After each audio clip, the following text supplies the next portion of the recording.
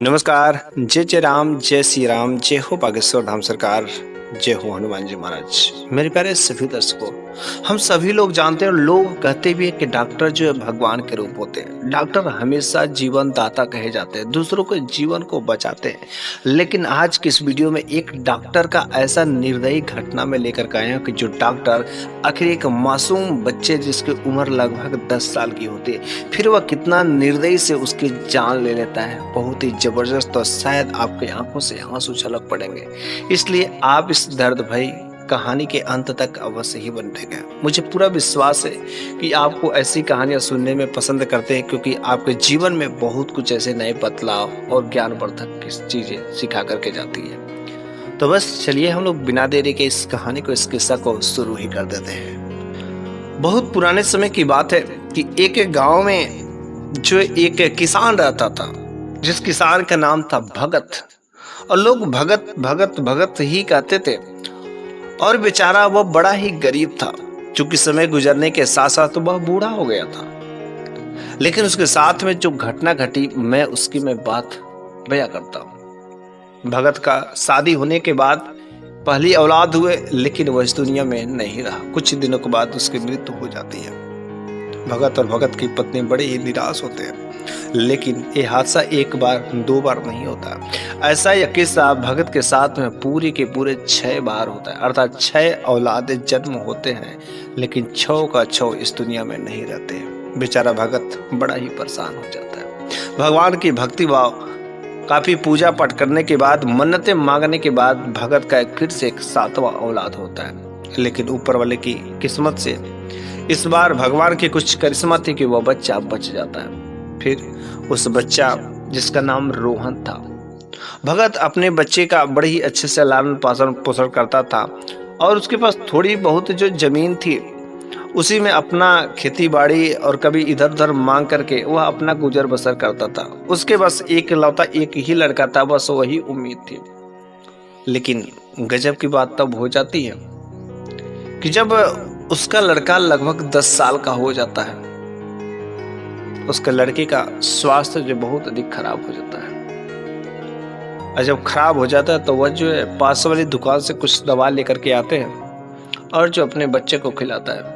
लेकिन बेचारा रोहन का तबीयत में कोई सुधार नहीं आता। समय समय पर रोहन का बुखार, शरीर का टेम्परेचर बढ़ता ही जा रहा था। दोनों माँ और बाप, बेचारा भगत और भगत की पत्नी, बड़े ही अपने इकलौते बेटे का चेहरा देखकर उनके आंखों से आंसू आ रहा था। हे भगवान, अरे क्या तू कर रहा? ऑलरेडी मेरे 6 के 6 बच्चों को तूने तो ले ही लिया, और एक बच्चा भी, तो तू भी उसको लेने का प्लान बना रहा है। भगवान, इसको मेरे को पास छोड़ दो। ये नहीं रहेगा तो मैं आखिर इस धरती पर हम लोग बोझ रह के क्या करेंगे, क्या फायदा होगा? और लेकिन जो उसका बेटा इकलौता रोहन था ना, उसकी स्थिति में कोई सुधार नहीं आती है। तो किसी ने कहा कि इस गांव से 2 गांव दूरी पर जो एक बहुत ही अच्छे डॉक्टर रहते हैं, अगर आप अपने बेटे को उनके पास में ले जाते तो शायद वह इलाज करते। बेचारा भगत के पास इतनी अच्छे खासे कपड़े भी नहीं थे कि वह मटमैला कपड़े, क्योंकि वह किसी तरीके से अपना खाना पीना का व्यवस्था करते थे। रात्रि का समय हुआ और रात्रि में ही वह जो है भगत अपने बेटे को लेकर के और वहां पर चल जाता है। उसका डॉक्टर का नाम था महेश बाबू। महेश बाबू का रात्रि के समय में दरवाजा खटखटाया। 12 बजे रात्रि के समय में पहुंचा था। दरवाजा खटखटाया, अंदर से आवाज आती है, कौन? उसने कहा, मेरा बेटा का तबीयत बहुत ही खराब है डॉक्टर साहब, एक बार देख लेते। उसने कहा, नहीं, मैं रात्रि के समय में किसी मरीज को नहीं देखता हूँ। वह बूढ़ा बेचारा भगत अपने बेटे को लेकर के वह रोता रहा। डॉक्टर से बाहर से ही दरवाजे पर से विनती करता रहा, डॉक्टर साहब मेरे को देख लीजिए। अंदर से आवाज आती है, अरे क्या तुम चाहते हो? अभी मेरा सोने का समय, और मैं कोई भी काम बिना समय से नहीं करता हूँ। ये मेरा कस्टमर का, ये मेरा किसी से कोई मरीज का देखने का कोई समय नहीं, ये मेरा सोने का समय। कृपया तुम मेरे को परेशान मत करो, सुबह होने दो। फिर जो है वह बेचारा भगत अपने इकलौते लड़के को लेकर के वहीं पर उस डॉक्टर के दरवाजे पर बैठा रहता है। डॉक्टर साहब का सुबह होता है तो दरवाजा खुलता है, और दरवाजा जब खुलता है तो डॉक्टर साहब अपने हाथों में बैडमिंटन लिए हुए बाहर निकलते हैं। उस बूढ़े भगत ने कहा कि डॉक्टर साहब अब तो मेरे बेटे को देख लीजिए, मेरे बेटे को बस एक बार देख लीजिए और आप देखेंगे मुझे पूरा विश्वास है कि अब मेरा बेटा ठीक हो जाएगा। लेकिन डॉक्टर साहब एक बार, उस डॉक्टर ने कहा अरे तुम पागल हो गए हो, ये मेरा मरीज देखने का समय नहीं है, मेरा मरीज देखने का समय जो अभी होगा, अभी मेरा एक खेलने का समय और अभी मैं बैडमिंटन खेलने के लिए जा रहा हूँ, इसलिए मैं इस समय किसी मरीज को नहीं देख सकता। शायद उस डॉक्टर के लिए यह मरीज था, लेकिन इस बूढ़े बाप के लिए ने उसका बेटा ही उसका संसार था। लेकिन डॉक्टर ने नहीं समझा, वो बूढ़ा बेचारा डॉक्टर के पैरों में गिड़गिड़ाने लगा, पैर पकड़ लिया, लेकिन उस डॉक्टर को 1% भी दया नहीं आती है। महेश बाबू पैरों से झटकार करके बस वह गाड़ी पर बैठ जाते हैं और निकल जाते हैं। लेकिन जब तक वह मोटर बाइक दिखती है तब तक बेचारा भगत टकटकी लगाकर देखता रहता कि शायद वो अब आ जाएंगे, अब वापस आ जाएंगे।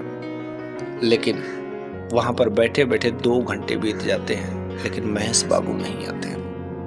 इधर लड़के की हालत, लड़के का बुखार इतना अधिक बढ़ता गया, कोई इलाज न होने की वजह से वह बेचारा लड़का भी आखिर अपने जीवन लीला को समाप्त हो जाता है, उसकी बाल लीला समाप्त हो जाती है। बेचारा वह बूढ़ा भगत करे तो करे क्या, अब तो बेचारा उसका बेटा भी इकलौता जो एक था, 7वां बेटा था, और वह भी अब इस दुनिया में नहीं रहा।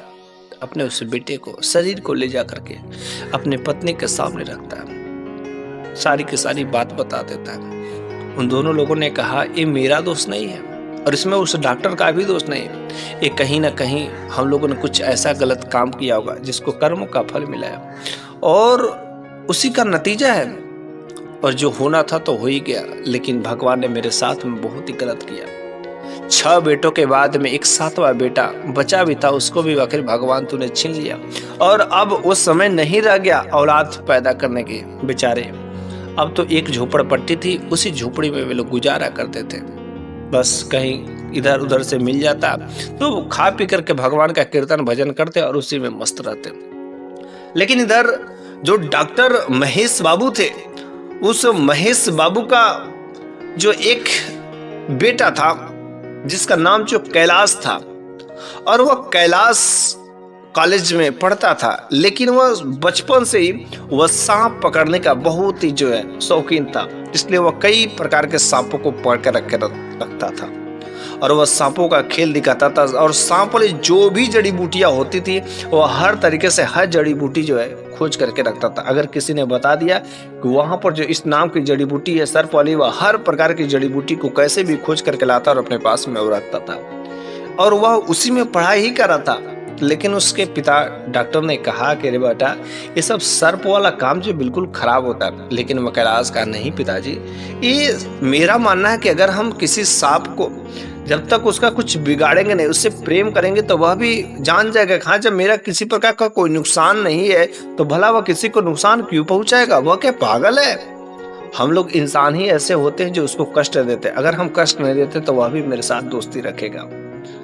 फिर वह पिता बेचारा, जब उसका बेटा कैलाश सर्प वाला काम करता था, सर्प को पकड़ने का अलग अलग प्रकार के पिटारे में वो सर्प को रखा रहता था, वो कहता था कि बेटा सब काम छोड़ दो, कभी भी तुम्हारा जीवन जो खतरे में पड़ सकता है। उसने कहा नहीं पिताजी, ऐसी बात नहीं होती, और वह लड़का हमेशा जो ऐसे ही करता रहा। लेकिन एक बार गजब की बात होती है कि वह अपने स्कूल में रहता है और उसको जो है एक लड़की से प्रेम हो गया था जिसका नाम घृणा था।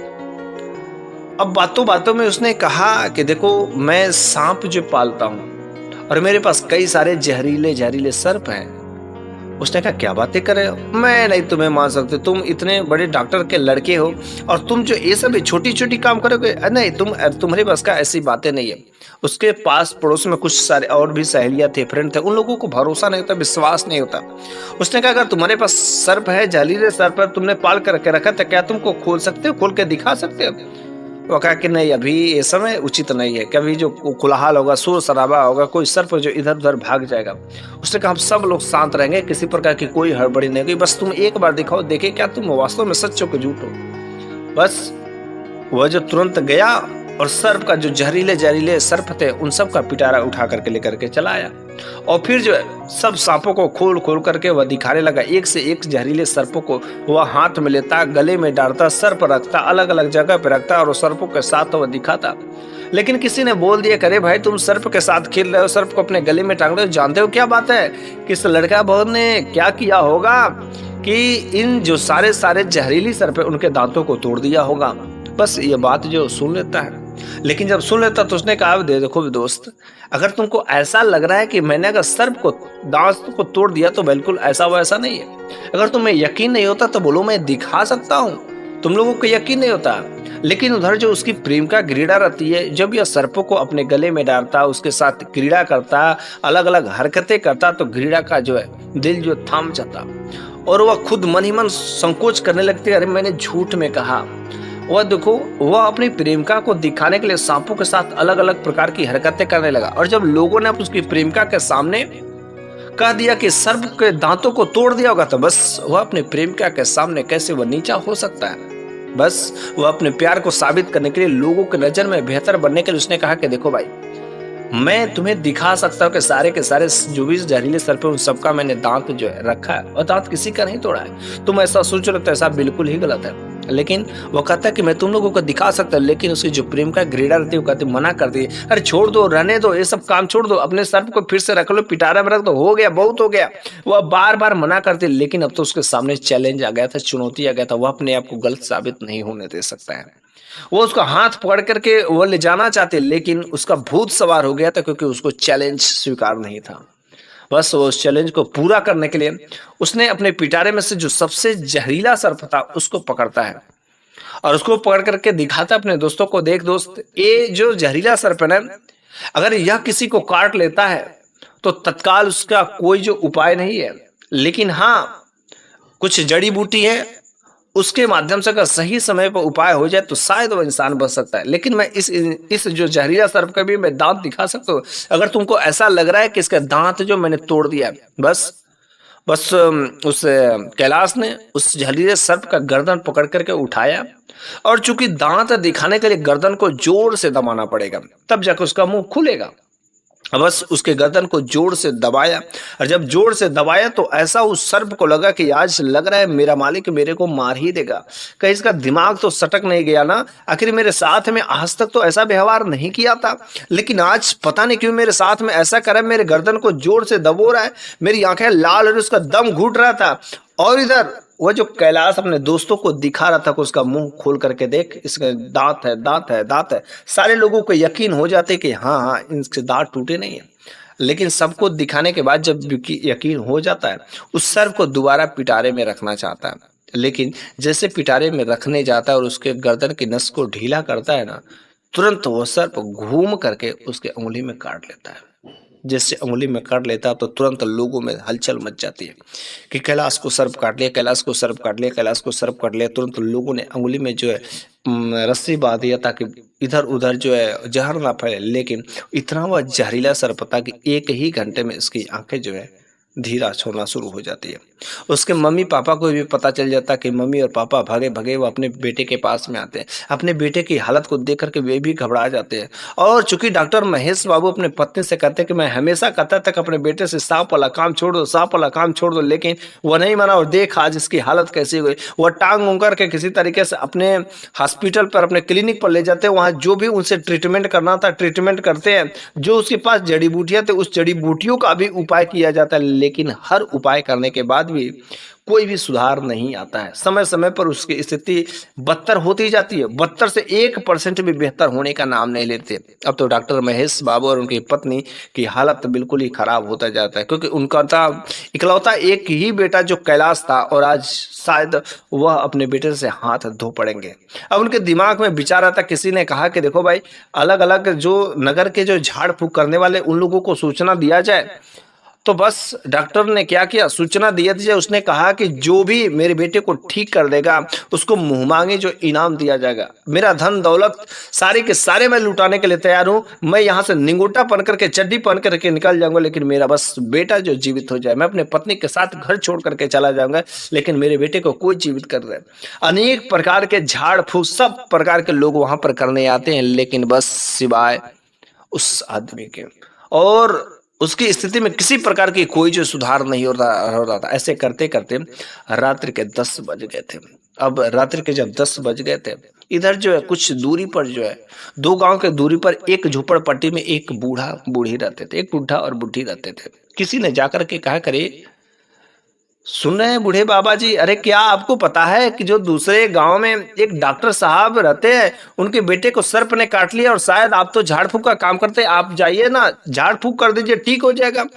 फिर उसने उस डॉक्टर का नाम बताया। उसने कहा कि अरे वही डॉक्टर महेश बाबू। उसने कहा अच्छा, महेश बाबू के बेटे को, बहुत अच्छी बात है। शायद उनको पता नहीं है कि उन्होंने मेरे साथ में क्या किया। हाँ मैं जानता हूँ, झाड़ फूक करने वाला मंत्र को जानता हूँ, लेकिन मैं नहीं जा सकता, वो तो मेरा दुश्मन है। और आज मेरे को जाकर के कलेजे में ठंडक पड़े। वो अपने पत्नी से कहते कि आज देखो उसको पता चलेगा कि बेटे का दर्द क्या होता है। उसने मेरे बेटे का एक बार देखा नहीं, और आज उसका बेटा जब ऐसे ही तड़प तड़प के इस दुनिया को छोड़ करके चला जाएगा, तब उसको पता चलेगा।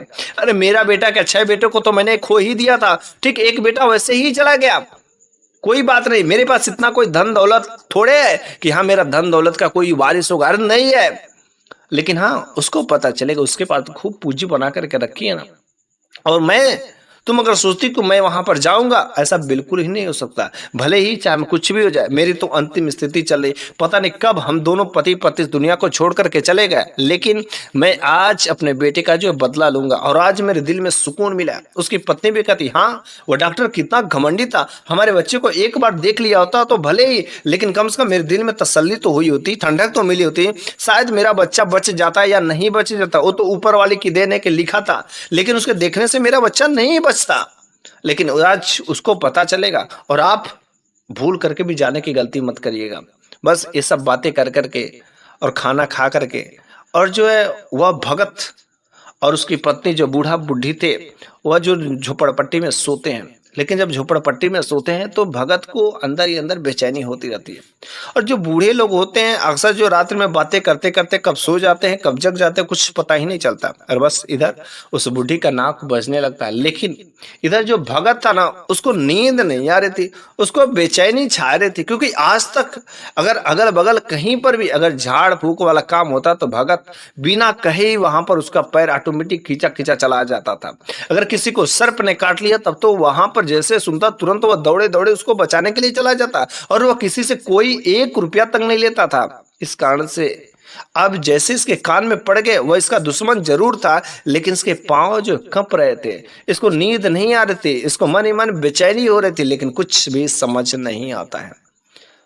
जब बूढ़ी के सो जाने के बाद वह भगत जो है उठता है धीरे से, और ऑटोमेटिक उसके कदम जो उस दरवाजे की तरफ जाता है कि जिधर दरवाजे की कुंडी लगी रहती है। दरवाजा खोलने ही वाला रहता है, तब तक जो उसकी पत्नी की नींद खुल जाती है। और वो कहती, करिए आप कहाँ जा रहे हैं इतनी रात को? उसने कहा नहीं नहीं मैं कहीं नहीं जा रहा।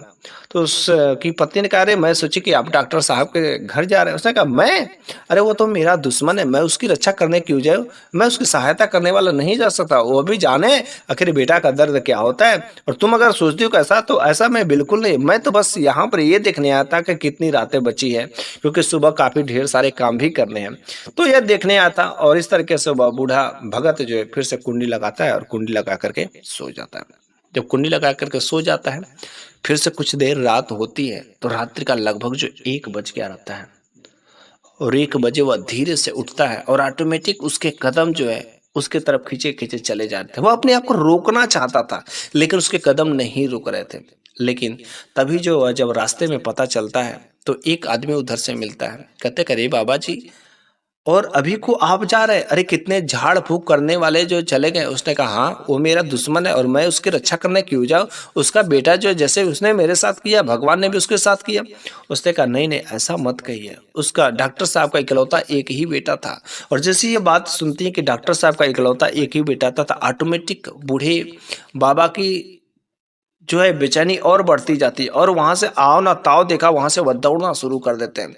उन्हें समझ नहीं आता कि आखिर ये पैर ऑटोमेटिक इतना तेजी से क्यों दौड़ रहे हैं। अंदर का दिल जो है उनका नहीं रोक रहा था, क्योंकि जो आज तक कभी तलवार नहीं चलाया हो, जो आज तक कभी कोई गलत काम नहीं किया हो, तो पहली बार वो गलत नहीं कर सकता। और ठीक आज तक जब वो किसी ऐसे किस्सा को देख करके, जिसको सर्प दंश वाले कोई हादसा को देख करके वो नहीं अपने आप को रोक सकता था, और वैसे ही ऑटोमेटिक उसके कदम जो बढ़ते गए, दौड़ता दौड़ता दौड़ता आज तक उसके पहले उतना तेज कभी वो चला ही नहीं था। और बस उस डॉक्टर साहब के घर के सामने आगे खड़ा हो गया।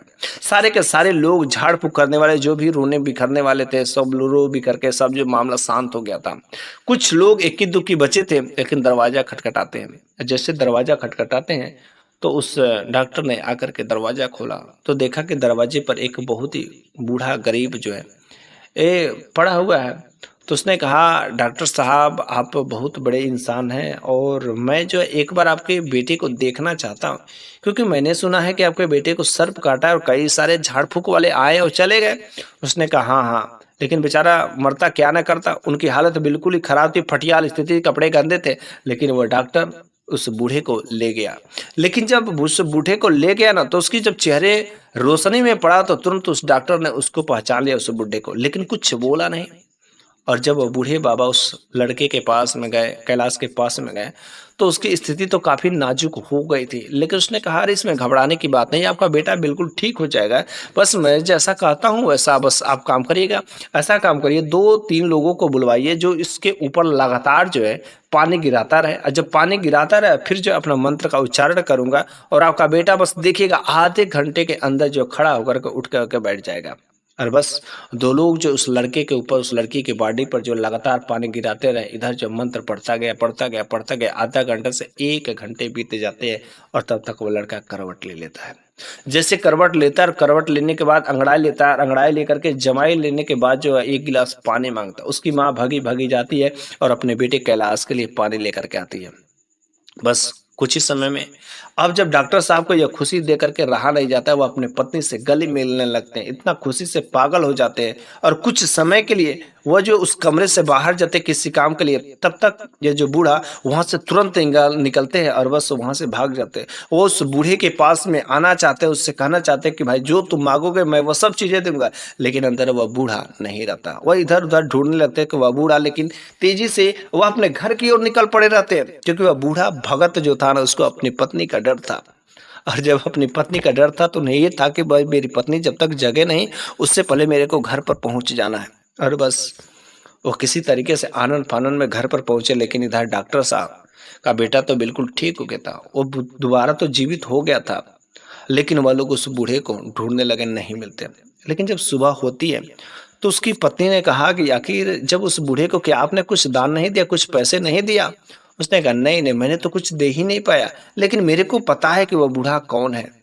उसने कहा क्या आपको पता है, कभी उस बूढ़े से मिले? उसने कहा हाँ, मैं जब एक दिनों की बात है कि बहुत पहले वो अपने बेटे को लेकर के आया था। उसका बेटे की हालत बहुत ही खराब थी, सीरियस थी, लेकिन मैं इतना निर्दयी था, मैं इतना कमीना था कि मैं उसके बेटे को तरफ एक बार देखा नहीं। और आज वही बूढ़ा मेरे बेटे का जीवन उसी ने बचाया। मैं तो आशा छोड़ ही दिया था कि मेरा बेटा इस दुनिया से चला जाएगा, लेकिन उस बूढ़े ने देखो अपनी दुश्मनी को छोड़ करके अगर दूसरा कोई रहता तो शायद नहीं आता। वास्तव में बूढ़ा इंसान नहीं बल्कि भगवान है। सुबह होते ही कैसे भी हो मेरे को एक बार उस बूढ़े से मिल करके मेरे को माफी मांगना है। और बस जब वो डॉक्टर साहब सुबह होता है तो अपने 2-4 लोगों के साथ में 4 पहिया गाड़ी में ढेर सारे सामान रखते हैं और उस बूढ़े भगत का पता करते करते वहां पर जाते हैं। वहां पर एक गरीब झोपड़पट्टी बनी रहती है, उसी के अंदर देखते हैं कि वही बूढ़ा भगत जो है सूखी रोटियां तोड़ रहा था। जब सूखी रोटियां तोड़ रहा था तो उस डॉक्टर साहब ने देखा, इसकी हालत को देख करके डॉक्टर साहब उस बूढ़े के चरणों में गिर जाते हैं। कहते कि बाबा आप मेरे को माफ कर दीजिए, मैंने आपके साथ में बहुत धोखा किया, बहुत ही गलत किया। शायद अगर मेरे साथ ये करते तो आज मैं समाज में मुंह दिखाने के लिए नायक नहीं रहता। बाबा मेरे को माफ कर दीजिए। उस बूढ़ा भगत और भगत की पत्नी ने कहा कि डॉक्टर साहब मैं आपको माफ कर सकता हूँ, लेकिन इसमें मैं क्या कर सकता हूँ? वो तो कर्म का फल जो देने वाला ऊपर वाला है, और आपने शायद कुछ अच्छा कर्म किया होगा जिसकी वजह से आज आपका बेटा आपके साथ में होगा, और मैंने बुरा कर्म किया था इसलिए मेरा बेटा आज मेरे साथ में नहीं है। लेकिन डॉक्टर साहब आपने सोचा होगा कि मैं जो ढेर सारे रुपए पैसे धन दौलत लूंगा, लेकिन मेरे को 1 रुपया नहीं चाहिए, मेरे को नहीं चाहिए धन दौलत। मैं क्या करूंगा उन दौलत को लेकर? मेरा जब कोई औलाद ही नहीं, कोई उस पूंजी को संभालने वाला नहीं है, तो मैं उस धन दौलत पैसे का क्या करूंगा लेकर के? हाँ अगर आपको देना है तो क्या एक चीज दे सकते हैं? डॉक्टर और डॉक्टर की पत्नी ने कहा बाबा जल्दी से बोलिए, जल्दी से बोलिए, आप किस चीज की डिमांड करते हैं? जो चीज आप मांगेंगे वह चीज मैं तुरंत ला करके दे दूंगा। उस बूढ़े भगत ने कहा, डॉक्टर साहब आपने बहुत पढ़ाई की होगी, हर चीज़ें की होगा, लेकिन आज आपकी डॉक्टरी फेल हो गई। लेकिन आज मैं जो आपसे चीज़ें माँगता हूँ तो क्या आप दे देंगे? उसने कहा, हाँ, हाँ, मैं बिल्कुल दे दूँगा। उस बूढ़े भगत ने कहा कि डॉक्टर साहब अगर आपको देना ही है ना तो मेरा बेटा वापस ला कर के दे दीजिए। बस मेरे को कुछ नहीं चाहिए। बस उस डॉक्टर साहब को अफ़सोस होने लगता है, कहता कि मुझे माफ़ कर दीजिए, मैं आपके बेटे को नहीं ला सकता क्योंकि जो मर जाता है वह दुनिया में दोबारा वापस नहीं आता है। इसलिए हे बाबा आप मेरे को माफ़ कर दीजिए और आज से मैं कसम खाता हूँ कि कोई गरीब से मैं 1 रुपया नहीं लूँगा और सारा का सारा काम फ्री करूँगा। और उस दिन से उस डॉक्टर की भी अकल जो ठिकाने चल जाती है और बस बूढ़े भगत और भगत की पत्नी कुछ दिनों बाद बड़े ही सुखी से इस दुनिया को छोड़ करके चले जाते हैं। सारा समाप्त हो जाता है। मेरे प्यारे सभी दर्शकों, यह कहानी भी यहीं पर समाप्त हो जाती है। लेकिन मैं इस कहानी के माध्यम से आपको कहना चाहता हूँ कि अगर कोई इंसान जो आपके साथ में बुराई करता है तो उसको बुराई करने दीजिए, लेकिन आप बुराई मत करिएगा। अगर वह आपको गाली दे रहा है तो उसको गाली देने दीजिए, क्योंकि उसको ज्ञान नहीं है, वह अनभिज्ञ है, लेकिन आप गाली मत दीजिए। इसलिए कहा जाता है बुरे के साथ हमेशा बुरा ही नहीं बना जाता, कभी कभी अच्छे कर्म किया जाता है। हो सके वह भी अच्छा ही पर चला है। इसलिए आपको मुझसे पूरा उम्मीद है कि आप इस कहानी को सुन करके बहुत कुछ आपको नई चीज़ें सीखने को मिली होगी। और अगले वीडियो में मैं फिर से कुछ ऐसी ही नई कहानियाँ लेकर के हाजिर हूँगा। तब तक के लिए धन्यवाद।